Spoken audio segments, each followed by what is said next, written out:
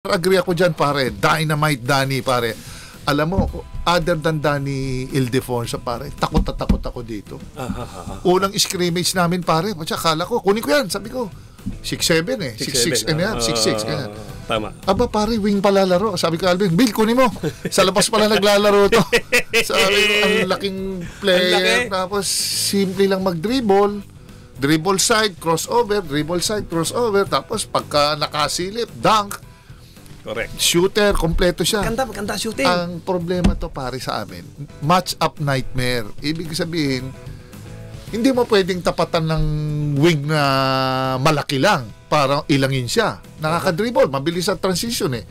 Hindi mo pwedeng tapatan ng maliit, pare. Kasi marunong din magmaniobra, tsaka magaling din magprotekta ng bola eh. Tapos, hindi siya maharot. Simple lang. Pag iniwanan mo, without hesitation, titira siya. So, he's a legit scorer sa akin. Athletic, ganda ng handles niya, 6'7" champion.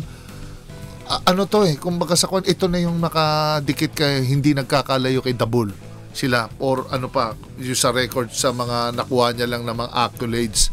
Sobra-sobra ito. Kaya sa akin, dapat na nandito ito. Tsaka ano ito, pare, ang daming pinahirapan ito na teams. Ano lang talaga, karoon ng injury. Pero sa akin, he deserving siya. Nagkaroon.